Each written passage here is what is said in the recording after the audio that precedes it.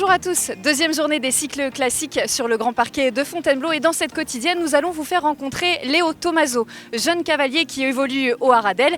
Et puis nous irons faire un tour du côté de l'événement jument, celle français, où des ventes ont lieu depuis l'année dernière. Bérangère Lacroix nous racontera tout, mais avant cela, place au sport bien évidemment et aux champions des 4 ans. Avec 4 points pour Fortune des Grésil pour Yann Sioen.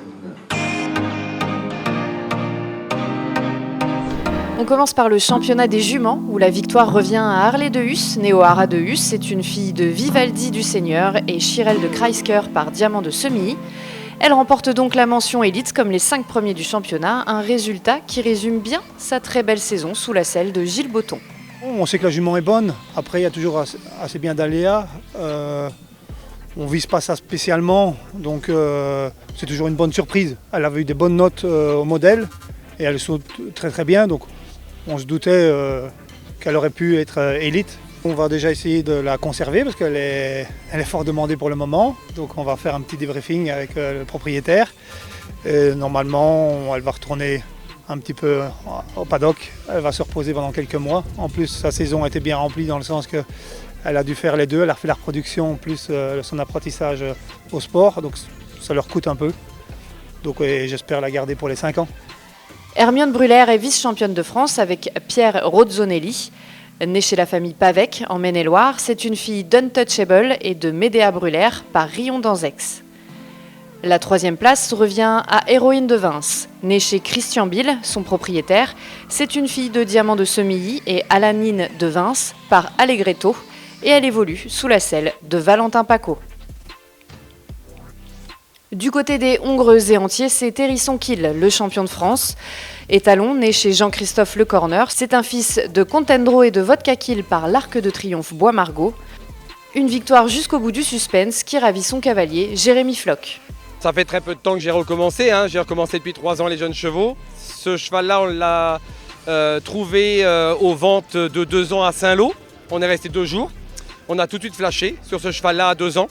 On a pris le temps de gentiment le laisser grandir, le démarrer progressivement. On a tout de suite vu ses qualités, beaucoup de force. C'est un étalon. Cette année, il a fait à peu près une 20aine de cartes et il a 100% de juments pleines. Donc ça, c'est super pour nous. On attend vivement la reproduction et les poulains pour l'année prochaine. Voilà, il ne faut pas hésiter à nous contacter pour cet étalon-là. Et sinon, 2 tours de championnat vraiment très bien. Un vrai cheval de championnat qui tient le championnat du début jusqu'à la fin. Alice Caudace-Chaud et Xavier Gounon prennent la 2e place. C'est un mâle, fils de Vigo CC et What a Pleasure Paul Desrands par Fort Pleasure, né chez Anne Muisse et Michel Guyot. Il devance Hokkaido de Menjo et Gauthier Pistio, un autre mâle. Il est né chez Sophie et Émilie Grasset, d'Excalibur de la Tour Vidal et Raja Menjo par Mokkaido. Tous les 3 remportent la mention élite comme les 5 premiers du championnat. Enfin, dans les autres studbooks, le championnat des 4 ans se conclut par une égalité. La jument Avant-Garde 2000Z avec Fabien Debost et le mâle Mister Coconut sous la selle de Sébastien Tancé termine ex aequo. Corland's Dream, un autre mâle, prend la 3e place sous la selle d'Arnaud Fontenelle. Bonjour Léo Tomaso. Bonjour. Ravi de vous rencontrer pour cette quotidienne de la grande semaine de l'élevage. Alors, vous êtes cavalier au Haras d'Aile chez Hubert et Bertrand Pignolet dans la Manche. Pour commencer, j'aimerais savoir quand a commencé et comment s'est passée cette collaboration. Alors ça a commencé mi-octobre de l'année 2020. Je venais de faire 2 ans au Haras des Forêts chez la famille Paris. Et puis j'avais envie de changer, de voir d'essayer ailleurs. Et puis j'ai appelé Bertrand d'abord. Et puis ça s'est fait fil en aiguille et on y m'ont pris. Et puis ça se passe bien depuis bientôt 10 mois. Alors pourquoi vous avez choisi d'aller travailler chez eux ? C'est un élevage quand même assez emblématique de l'élevage français. Alors c'est toujours assez honorifique de travailler là-dedans. Donc je voulais essayer. Puis j'avais une super place qui m'attendait. Donc la dynamique était super bonne. Donc ça me tentait vraiment d'aller essayer là-bas. Alors quel est votre rôle au sein de l'écurie d'Aile maintenant ? Quelle est votre place et comment ça se passe ? Alors moi mon rôle c'est assez simple, c'est de monter les chevaux de 4, 5, 6 ans et plus parce que ça s'est fait comme ça. Ils m'ont fait confiance pour me confier des chevaux un petit peu plus âgés, me donner de l'expérience. Alors je monte tous ces chevaux-là, le but c'est de les valoriser, de les commercialiser Et puis pour les juments, de les indicer pour ensuite pour faire de l'élevage, etc. Et c'est assez intéressant. Alors la base du métier, en tout cas pour Bertrand et Hubert Pignolet, l'élevage, pour vous c'est donc la formation jeunes chevaux. Vous êtes ici sur la grande semaine de l'élevage, donc en finale. Qu'est-ce que ça représente justement pour vous? C'est allé assez vite cette collaboration depuis octobre et maintenant vous êtes là en finale. C'est quelque chose, c'est un bonus, c'est le travail de toute une saison qui se concrétise par la finale à Fontainebleau. Alors c'est une super expérience de pouvoir faire ça et d'avoir qualifié des chevaux à Fontainebleau, c'est une super expérience. Alors combien de chevaux vous avez ici? Alors moi j'aurai 4 chevaux, 2 5 ans et 2 6 ans. Après il y a mon collègue qui monte 3-5 ans, jument, et Bertrand qui monte le 7 ans Eldorado d'Elle, ainsi que Jean-Claude Mandel dans les 5 ans. Donc l'écurie d'Elle est bien représentée sur cette grande semaine de l'élevage. Quel est l'objectif déjà pour vous personnellement? Personnellement, j'aimerais sur les 4 chevaux, j'aimerais bien avoir 2 chevaux en finale. Ce serait déjà sympathique de pouvoir courir la finale avec une par génération, ce serait intéressant. Après, on fera au mieux. Si personne n'est en finale, ce ne sera pas grave non plus. Mais l'objectif, c'est d'avoir une 5 ans et une 6 ans en finale. Vous avez des instructions de la part des patrons? Non, alors pour là-dessus, c'est super sympa. Ils sont là pour qu'on profite, que les chevaux travaillent bien, même s'il y a un 4 points. Il faut que les chevaux soient en confiance, qu'ils sautent bien. Et pour le résultat, bien sûr, ils sont plus contents qu'on a fait des sans faute. Mais si on fait des beaux parcours à 4 points, ils sont assez contents quand même. Bon, ça doit enlever un petit peu de pression. Oui. Et puis peut-être le plaisir aussi de voir Bertrand monter ici sur l'épreuve des 7 ans. Vous pouvez partager encore quelque chose, même en compétition? Oui, c'est toujours hyper intéressant. Bertrand a énormément d'expérience, fait plein de belles épreuves. Alors travailler avec lui au quotidien, c'est assez intéressant. Et puis le voir continuer à monter à cheval, c'est assez hyper formateur.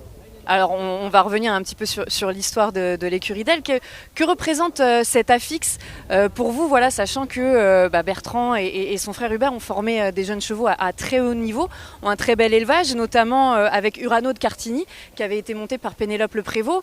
Pour vous, c'est un bel héritage qu'il faut aussi réussir à faire perdurer.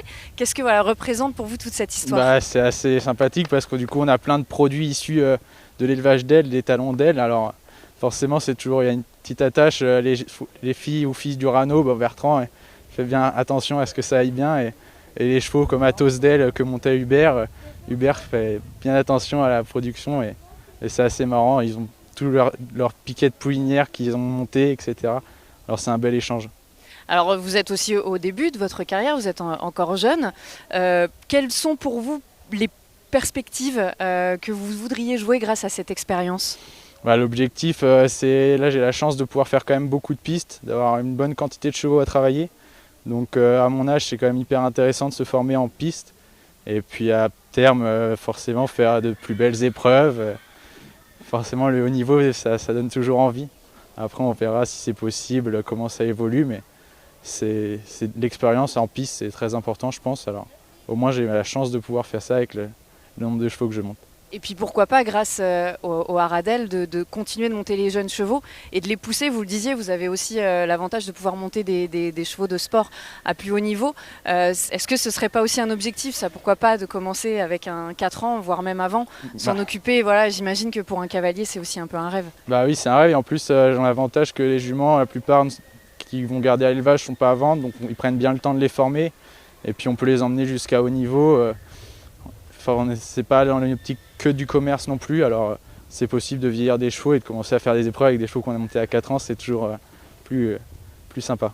Bon on va vous souhaiter ça pour la suite, déjà de passer de belles finales ici sur cette grande semaine de l'élevage. Merci beaucoup Léo d'avoir été avec nous et on vous dit bonne continuation surtout et bonne chance pour ces finales. Merci à vous.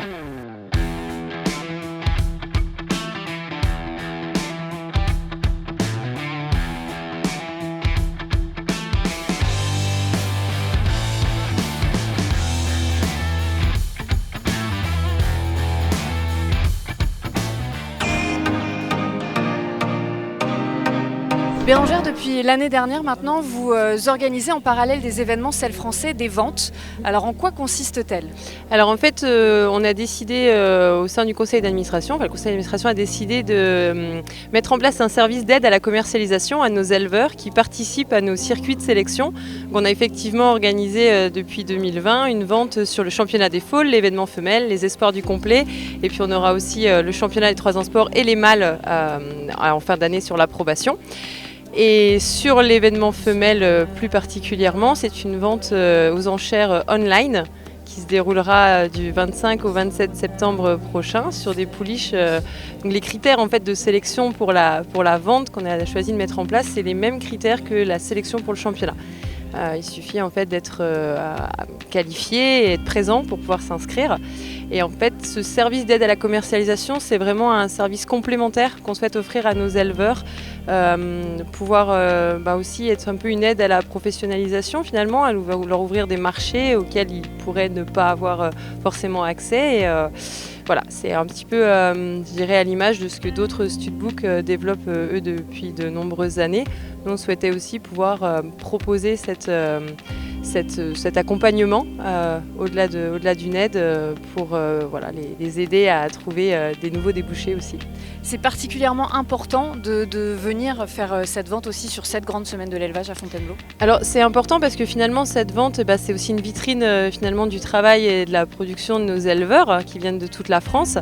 Et puis cette vente sur l'événement femelle, ce qu'elle a de particulier, c'est que donc c'est une vente online qui aura lieu dans 3 semaines et on a vraiment souhaité pouvoir profiter de la promotion à l'international par notre présence à Aix-la-Chapelle à partir de la semaine prochaine pour 2 semaines, puis à Lanaken pour que le catalogue puisse être valorisé à cette occasion-là et le fait de pouvoir tourner des belles images ici à Fontainebleau pendant l'événement, que ce soit en photo ou en vidéo, on va mettre vraiment toutes les chances du côté des éleveurs pour pouvoir trouver des nouveaux acquéreurs pour leurs pouliches sur cette génétique, celle française, qu'on est fiers de développer.